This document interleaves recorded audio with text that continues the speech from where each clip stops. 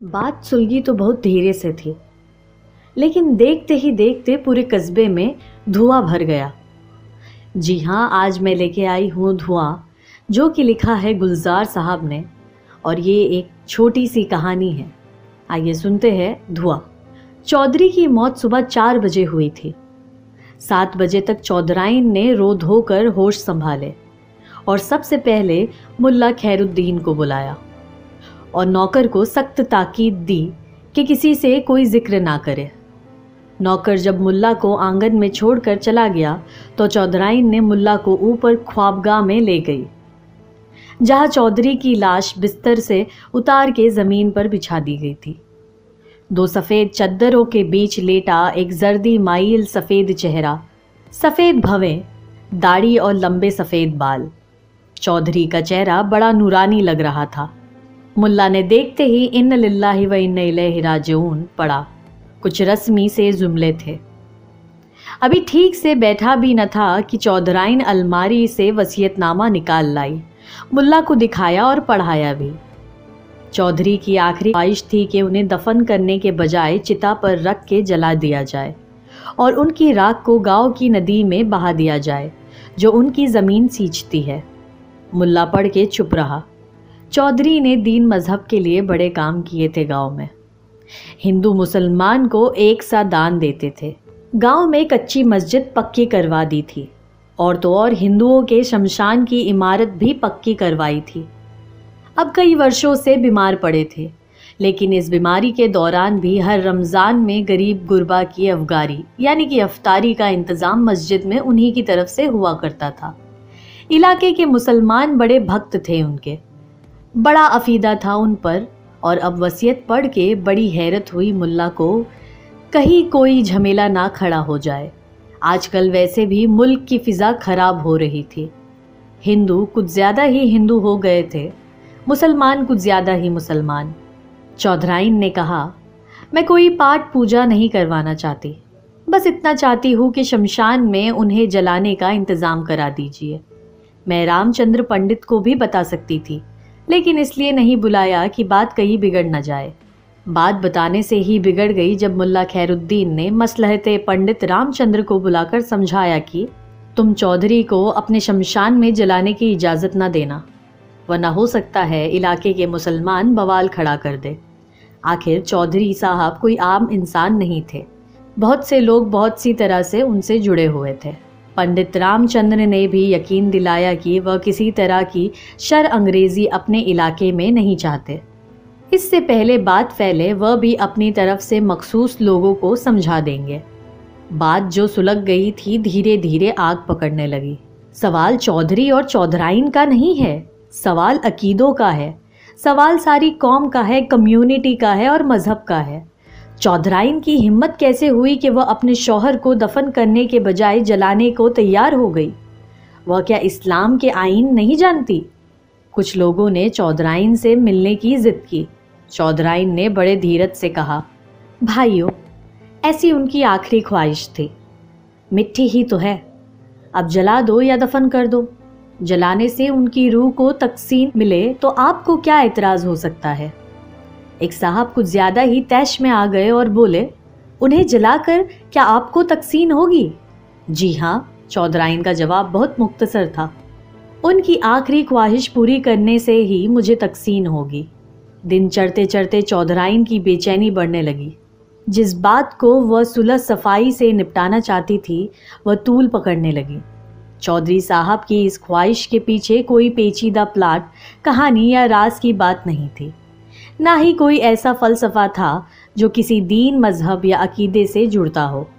एक सीधी सादी इंसानी ख्वाहिश थी कि मरने के बाद मेरा कोई नाम व निशान ना रहे।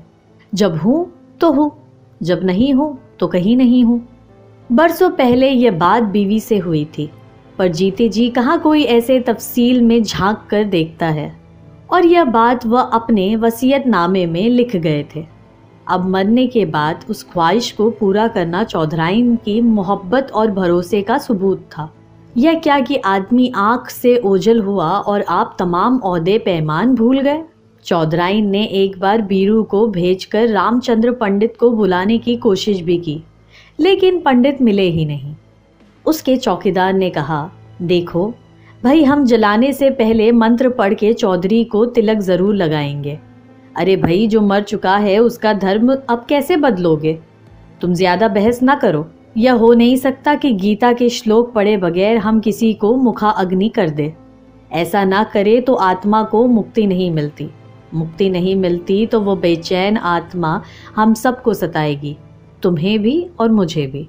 चौधरी साहब के हम पर बहुत एहसान है, हम उनकी आत्मा के साथ ऐसा नहीं कर सकते। बीरू लौट गया। बीरू जब पंडित के घर से निकल रहा था तो पन्ना ने देख लिया।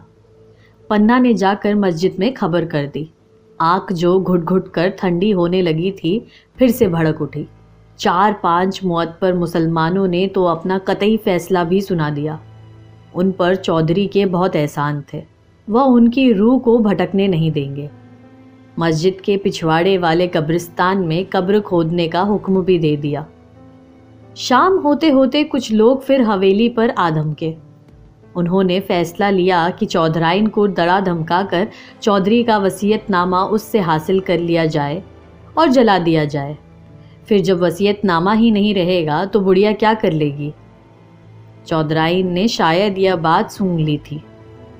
वसीयतनामा तो उसने कहीं छुपा दिया था और जब लोगों ने डराने धमकाने की कोशिश की तो उसने कह दिया, मुल्ला खैरुद्दीन से पूछ लो, उसने वसीयत देखी है और पूरी पढ़ी है, और अगर वह इनकार कर दे, कुरान शरीफ पर हाथ रख के इनकार कर दे तो दिखा दूंगी, वरना क्या?